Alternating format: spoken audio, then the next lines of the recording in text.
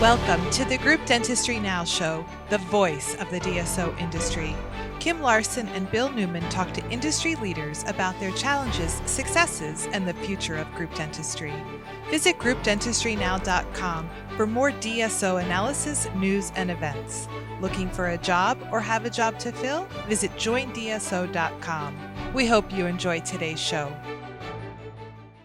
Hey, I'd like to welcome everyone to the Group Dentistry Now Show. I am Bill Newman, and we appreciate everybody listening in today or watching us on YouTube. So whether you're listening on Spotify or Apple or Google or watching us, we really do appreciate it. Without an audience, we wouldn't have a show. And of course, without great guests, we wouldn't have an audience. So we've got two guests today. They are co-CEOs of Endo1 Partners, so a specialty DSO or partnership organization. We'll let them tell you about that. And they've got a couple of big announcements, which I will also let them talk about. But the co-CEOs are Daryl Dudum, he is a DDS, and we have Matthew Haddad, who is a DMD.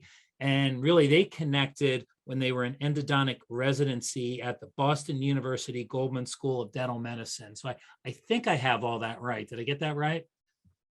You got it, Bill. Yeah. All right, cool. So Daryl, if you want to go into your background a little bit more, I just told everybody, you went to endodontic residency in Boston, but that's about it. So feel free to fill in any of the blanks. Yeah, thanks, Bill, and thanks for having us on the show here. I was born and raised in the San Francisco Bay Area. Grew up there, went down to UCLA where I did my undergraduate training, had a BA in economics, and then went up to San Francisco area, went to University of the Pacific Dental School, and quickly through dental school realized I wanted to specialize and become an endodontist. So went straight over to Boston University endodontic residency. I was out on the East Coast there for 2 years. That's where Matt and I met. We're co-residents, became great friends, and after I finished residency, headed back out to the Bay Area. I've been practicing out here for 11 years ever since. Partnered in a group practice and partnered with my cousin, Darren Rishwain, who's one of the other co-founders. And Matt, I'll let you take it up from there. Yeah, and Bill, again, thanks for having us. Just brief little background, originally from Windsor, Canada. I'm pretty much a suburb of Detroit. And after my undergrad, I went to Case Western Reserve for dental school in Cleveland, Ohio. And after graduation, moved right over to my endodontic residency, where, as Daryl said, we met. My brother was also a co-resident of ours, overlapping 1 year there. After we finished our residency in 2010, we went our separate ways. Daryl moved out to the West Coast, partnered with his cousin, and my brother and I moved down to Houston, Texas in 2010. That's where we opened our first practice, de novo practice. And over the next 6 or 7 years, we opened another 3, so 4 total practices. And over that time, we all stayed really close friends. Daryl and I, our wives, we got married around the same time. We have kids around the same age. Really stayed in close contact, and also had some investments outside of dentistry, and really wanted to work together in the dental space. But geography was a limiting factor there, and so we noticed a change in the consolidation of the dental space, more of this affiliation type model, and we noticed it was happening, but not really in the dental surgical specialties, i.e. endodontics, periodontics, and oral surgery, mostly in the general dentistry space, a little bit in pediatrics and orthodontics.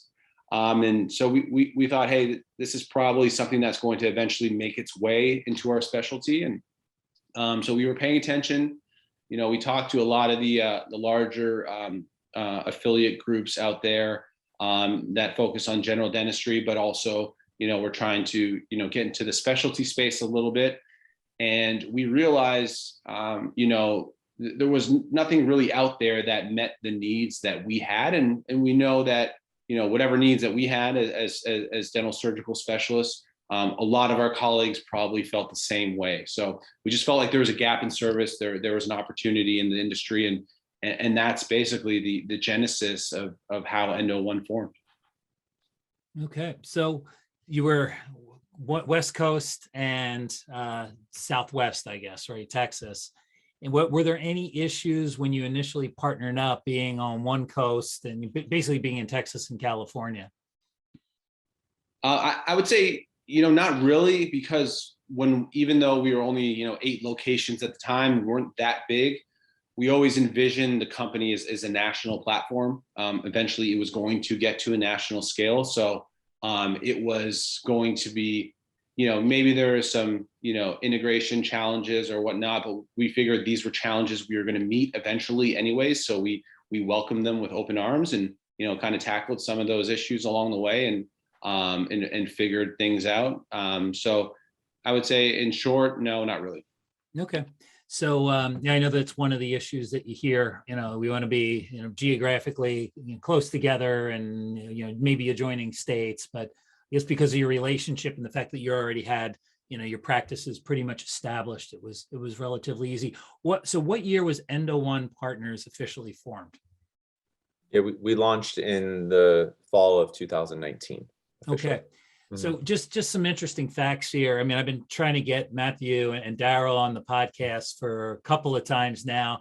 And so we're thinking that really the DSO, the group was just formed in 2019, and they have been busy expanding. And was it how many locations when you first started? What was that total number?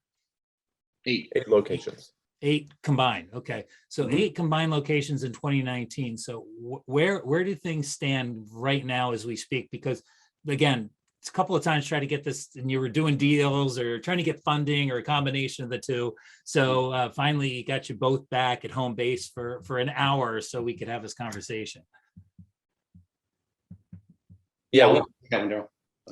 So we were 8 locations when we initially launched out in the fall of 19. And like you said, we've been very active, when a lot of transactions and partnerships through the year of 2020. We ended 2020 with 37 locations across the country, and really just kind of continue to ramp up and see a lot more activity along the way. So we stand today with 85 locations, part of the network across 15 states.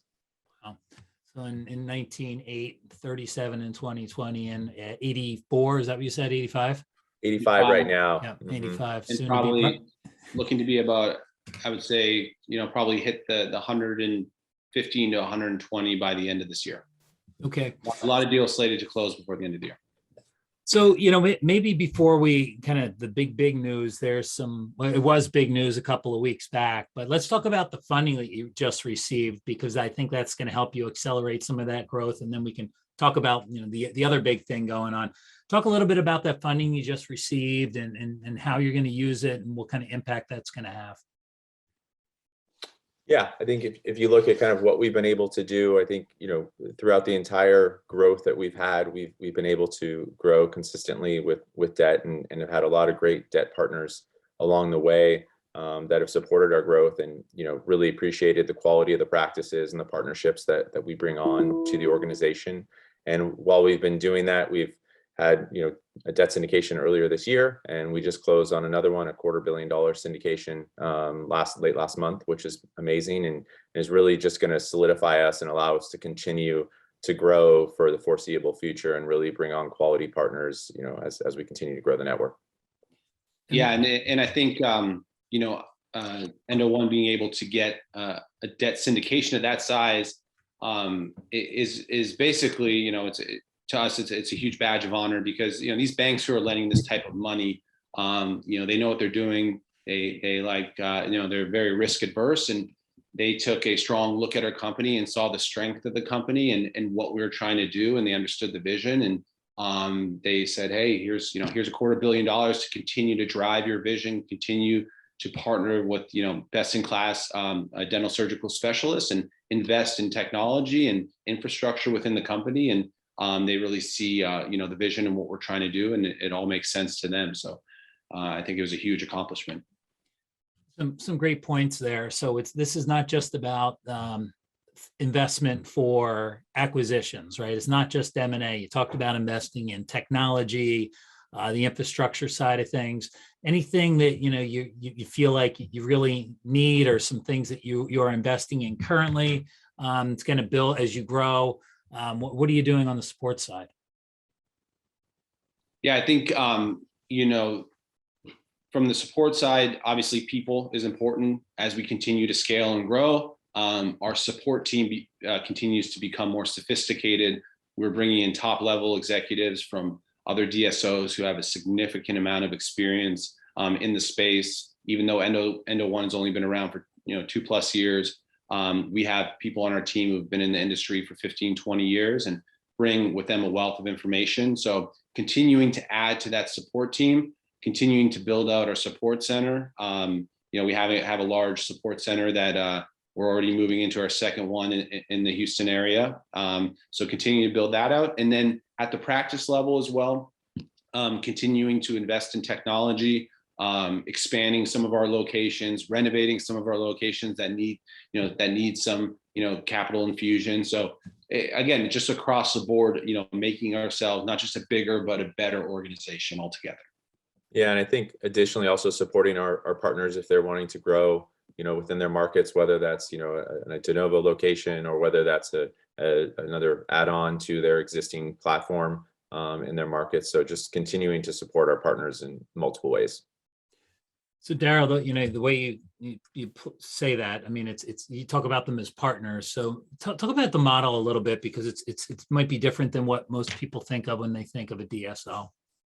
Yeah, I think when we, were putting Endo1 together, one thing that we thought was very important was the fact that it was a partnership model. So if you look at our current company, we're, over 140 specialists a part of it, and over 70 of them are partners in the company. And I think that really drives the success and the strength of our organization, because we want partners, we want people invested in the company to have a voice in the company with what we're doing. And I think it really strengthens it long term when you have so many people involved within the equity and the growth.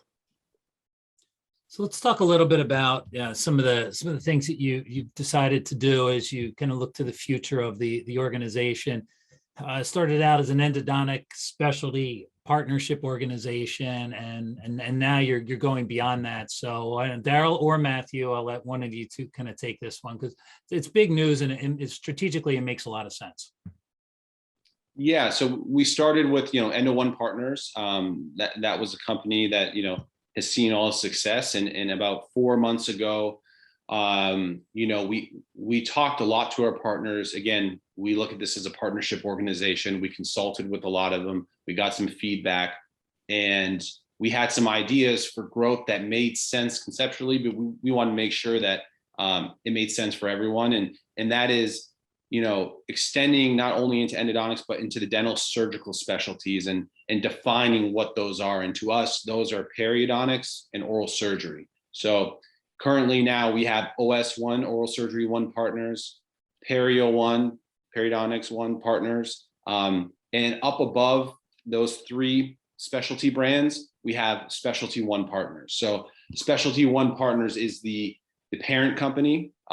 And the great thing about that is all our partners, whether they're endodontists, oral surgeons, or periodontists, everybody's equity that is a partner with us is held in the Specialty1 parent company. So what that means is anytime we add a practice, whether it's in any of those 3 specialties, that will increase the value of everyone's equity in the company. So it's a benefit that it can be seen across the board, and it's not just oral surgeons aren't just stuck together by themselves, and that company is independent of its own. It's all one big happy family, and it's really unique to do it in that fashion.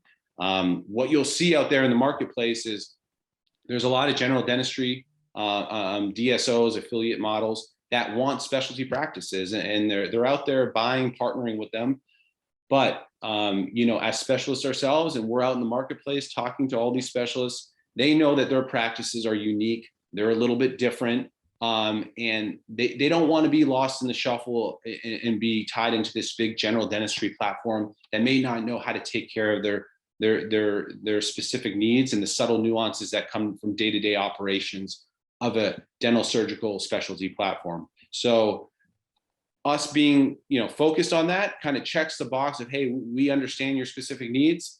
And then on the other end of the spectrum, there is these endodontic focused platforms or oral surgery focus. And even though they can check that box and take care of their specific surgical needs, the growth might be a little bit limited because they don't have the opportunity to grow into those other two specialties. So being a partnership model, you are investing real dollars into who you decide to partner with. So we feel like we can provide this unique opportunity for, significant amount of growth and equity value, but also understanding, your needs as a dental surgical specialist.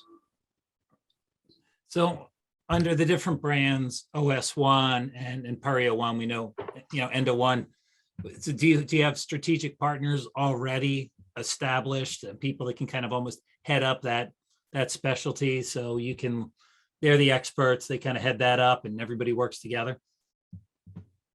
Yes, we do. So we have a clinical governance board for the endodontics for Endo1, and we are currently in the process of building out our governance board for oral surgery, which is pretty much close to full, and then also in periodontics. And I think the important thing is we've seen such a growth in these other specialties already because, we have a lot of our partners who've been with us for, 6 months, a year, 18 months, who are extremely happy about the way that the partnership has been. And it's just allowed us to talk to other groups. It's allowed us to talk to other specialties and really get a positive feedback as to what it's like to be a part of Endo1 or OS1 or Perio 1. And so we've already had oral surgery practices that have joined the Specialty1 brands and have periodontics practices that are joining very soon. So it's been pretty amazing how fast the other specialties have really kind of been joining since we launched. Talk a little bit about the ideal practices or group that you'd be looking to partner with. So, whether it's very similar across all specialties or a little bit different. I think the audience would like to know. We've got a lot of, our audience is really made up of what I would call the DSO curious dentists, right? I've got one practice and I may want to join, or maybe I want to start my own DSO, all the way up to some of the bigger platforms. But for somebody that, maybe is wondering whether, they'd be a fit for your organization, talk a little bit about what you look for. Yeah, I think from day one, the vision that we've had, the 4 founders, was everything is dependent upon partnership selection. Us being practitioners ourselves, understanding that we felt like, the dentists, the dental specialists are the most important part of the organization. So that's why we didn't want to limit ourselves by geography and staying in a regional area. We want to partner with the best of the best specialty dentists. And then once you partner with the best of the best, it's a small community. They understand that. And then not only do they see who the partners are, but they also, if they're happy within the organization, they tend to refer their colleagues and friends. And that culture, that mindset tends to snowball. And I think that's exactly what we've accomplished over the last 2 years. Yeah, great point. You mentioned geography there. So talk a little bit about the geography of those 85 practices. Yeah, I mean, we're currently in 15 states with those 85 practices. I think our largest markets are the states that we started in, California and Texas, and then our first, our third market, first one out of those 2 states was Florida, which we have a large market as well. And I think, for us, we're geographically agnostic. I mean, it's not really, if you're in our market or not, it's not necessarily what's important to us. I think Matt kind of hit on it. It's the partnership selection. If we feel that you're a great fit for the organization and are a huge, value add to the company, I mean, that's really what we're looking to do, is to partner with quality practitioners who have quality practices, and really that's the key. So just whether or not you're in our market or not is really not the reason why we want to partner. So let me ask you this. I mentioned the makeup of our groups, some very small, one location docs all the way up to the larger platforms. We also have a lot of those, what I would call the emerging groups, 3, 10, 15. Any words of wisdom for these groups as you start to scale up? Maybe anything that you expected that didn't happen, or maybe some pitfalls that you were able to avoid. I think just it's a small community, and you've got to treat people right from the beginning. I think we've done a great job of that, and I think just looking at it from a partnership aspect and really working with people that come on board and trying to do what's right the entire time. I think it will just grow naturally. It's a small community. I mean, dentistry, specialty, even more so, is small. And I think, bad press, if you will, or bad things kind of move quickly. I think just treating the people you work with right and in the proper way, I think just goes a long way to building a good organization. And I mean, that'd be my top thing. I don't know, Matt, what you think. Yeah, I would say to the emerging groups, there's these benchmarks or areas of inflection points where you really have to, invest in infrastructure. And so if you're looking at profitability of a company, you kind of get to a certain point, whether you're 3, 4, 5 locations. And if you want to take that next step and go to 10 to 15, you're going to see a dip in profitability. So you're almost committing to hitting that next tier. So I think as a business owner, you understand when you reach that point, but understanding and knowing that you want to commit to take that next step, or is it, hey, have I grown my organization to the point where now I'm ready to affiliate, or do I want to, take that step back, invest in infrastructure, lose profitability, knowing I'm in it for the long haul over the next 3 years. So understanding those benchmarks, inflection points, and where they are and what you're committing to when you decide to take that leap. Yeah, great point about that. You hear that often, where you tend to go backwards in profitability, and I think some people at that point maybe want to affiliate, right? Or they don't want to make that next step because they don't want to lose that profitability. Yeah, and with that, I mean, we see many practices that are, like you said, 1 or 2 locations that are more profitable than groups that are 5 or 6 locations. So just the pure number of locations, number of doctors isn't necessarily what drives profitability as well. I think those don't always go hand in hand. Absolutely. Yep. Just because you have a high practice count doesn't mean you're doing better than somebody that has 1 location that's cooking. Mm-hmm.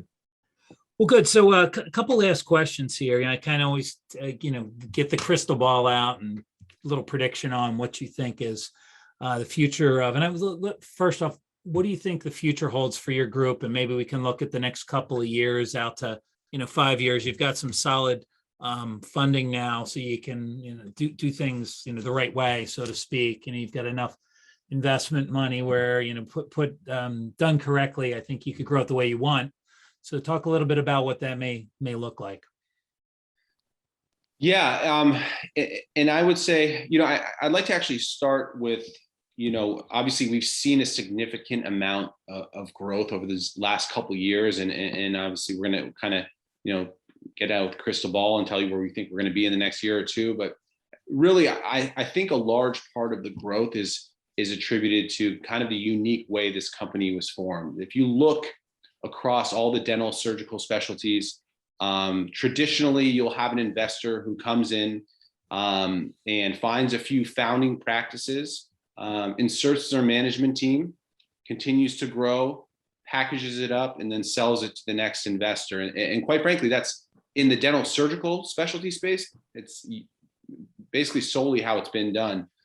Where with us, we came together as 4 practicing endodontists, put our practices together, created the company, found a minority investor, because there is some value add, and they are a necessary a tool for growth, and they provide a ton of value. But at the same time, they allow us to run our company. We are the CEOs of the company. We sign the documents. We control the management team.